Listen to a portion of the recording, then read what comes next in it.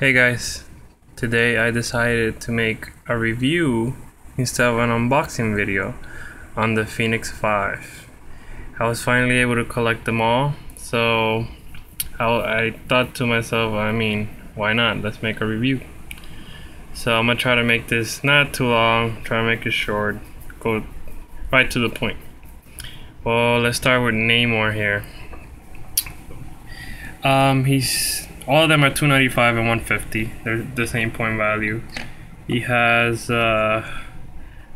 Doom Team Ability and Power Cosmic. 9 range, and he has a Phoenix 5 trait, which is opposing characters targeted by friendly characters with the Phoenix Force keyword to subtract 1 from their D6 roll when using previous shape change or super senses. So that is really good. Let's say you're using your whole team, the Phoenix 4 keyword people are attacking, let's say, somebody with super senses. Instead of avoiding with a 5 or 6, they can only avoid with a 6. Even if they roll a 5, they're screwed. So I really like him. His other power is Drown Wakanda.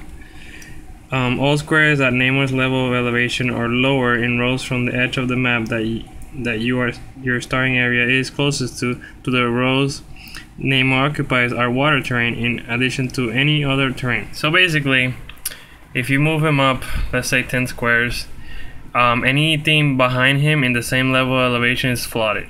So like it's all water terrain. So this guy in a water team will be amazing. I love it. And then his attack power is Namor deals penetrating damage to characters occupying water terrain that cannot use either the flight or swim ability. So that's just to add insult to injury.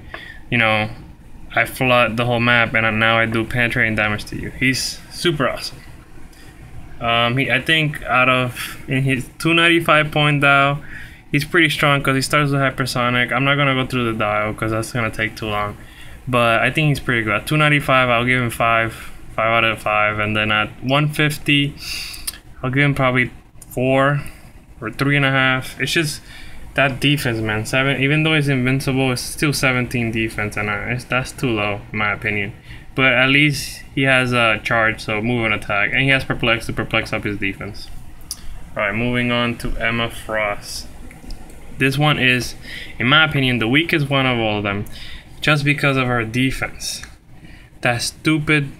I mean, super senses is good, but on a 295 point figure, super senses alone, it's just not. I don't like that at all. She has a 19 defense, which is high, but anybody can hit her.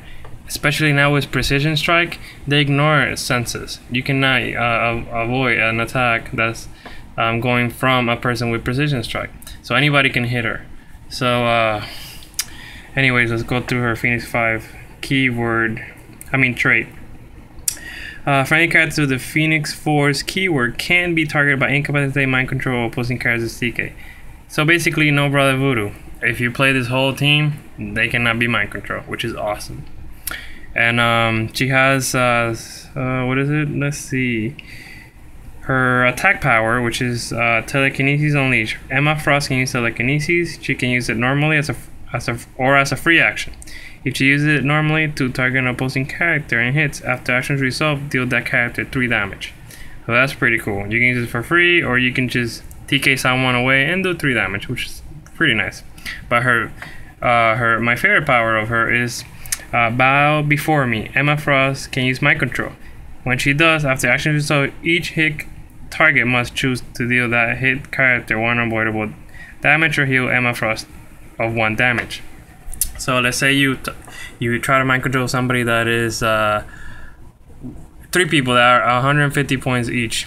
You're gonna go over that 150 point limit. Sure, you take that one unavoidable, but then let's say your opponent is like, okay, I don't want to take on unavoidable, so I guess I'll heal you 3 times. So you get to heal back to your current click and heal 2 more for free. So I think that's good. She has, I think, X-Men and Power Cosmic. 3 lightning bolts, which makes her deadly with her TK or her mind control. I think at 295 she's really weak. If they would have given her Impervious, she would have been pretty nasty. But just because I gave her that super senses, I gotta give her 2 out of 5 because I would never pay 295 for her ever. But I will gladly play her at 150 because she starts with her mind control power and she has invincible, even though it's a 17 defense, but still. So at 150 I'll give her 4 stars, but her 295 is just too weak. Next will be the leader of the X-Men, Cyclops.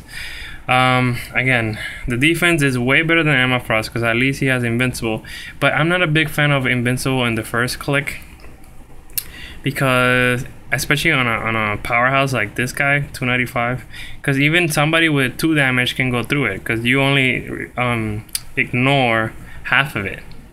So it's okay.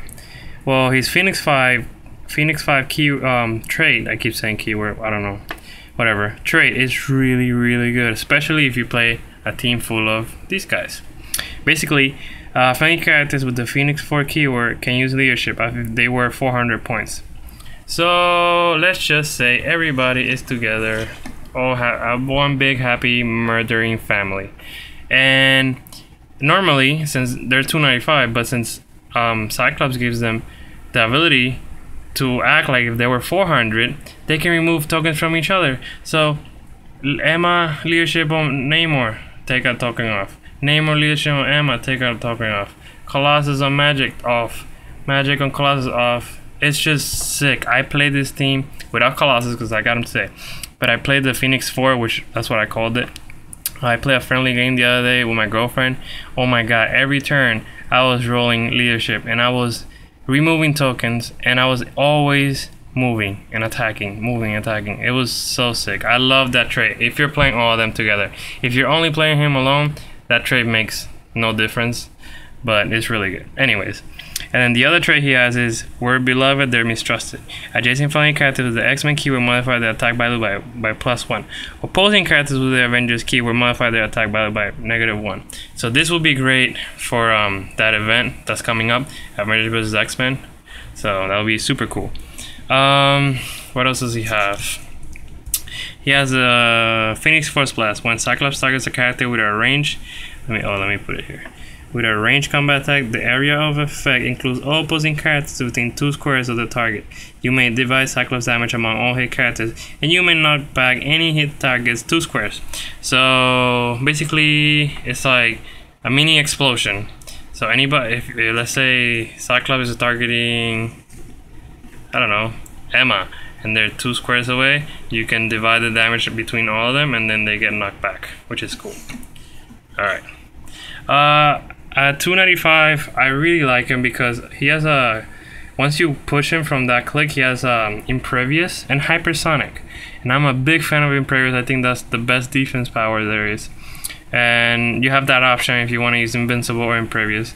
So I think he's pretty good. I'll give him 4 out of 5 on the 295. On the 150, he only has 1 click of running shot, I believe, and then he has for all of them after that, he has facing teleport. So that's not too good. So at 150, I'll give him a 3 because I don't like just sitting there and shooting. I want to move and attack. I just love running shot, hypersonic charge, even sidestep. I'm starting to like that power. Okay, moving on. Colossus. Colossus is the monster of the group. I think this guy is the best one out of all of them. By himself or in the group, he's just a sick puppy. 9.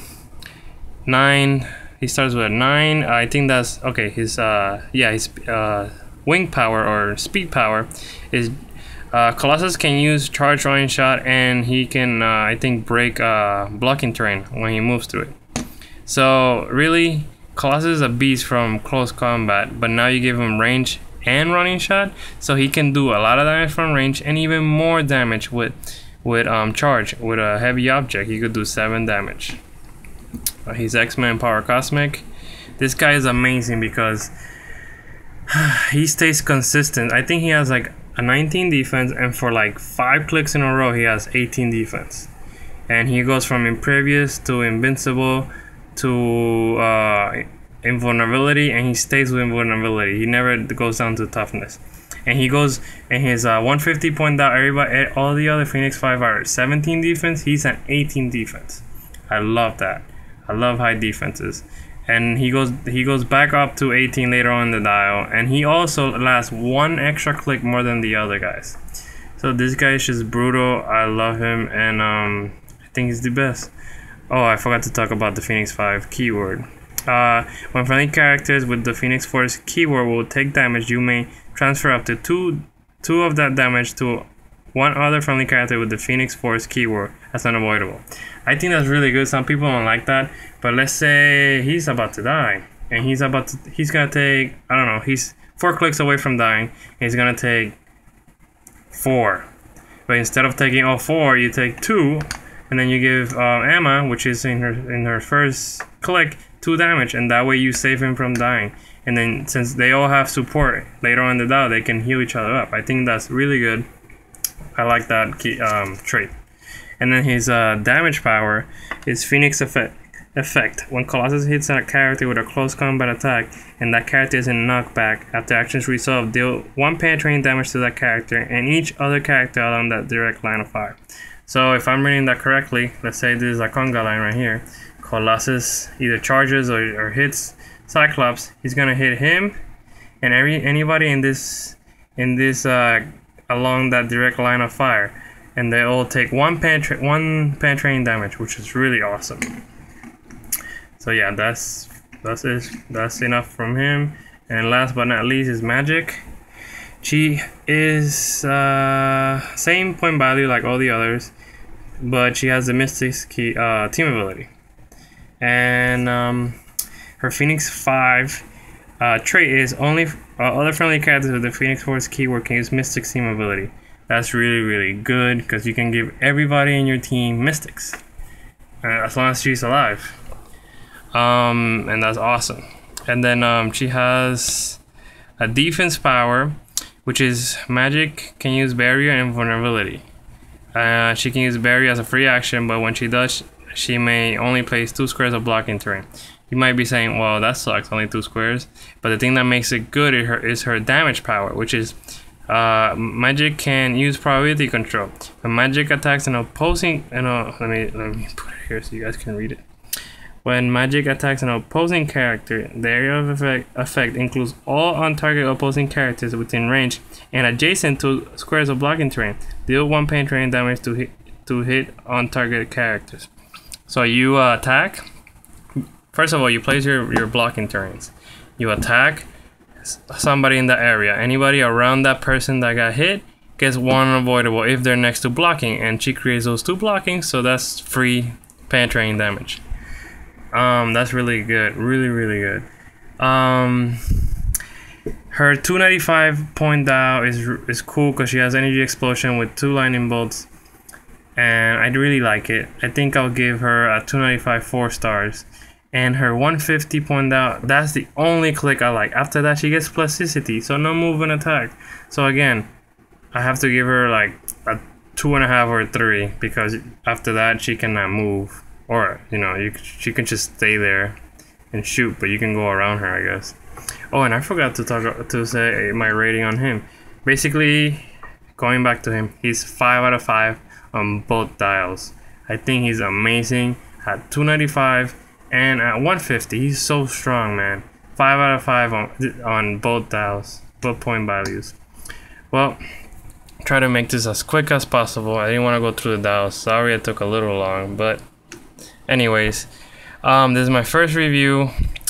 I might be doing more reviews like this because I usually do unboxings, but I want to start doing more videos, so people start liking my videos and subscribing.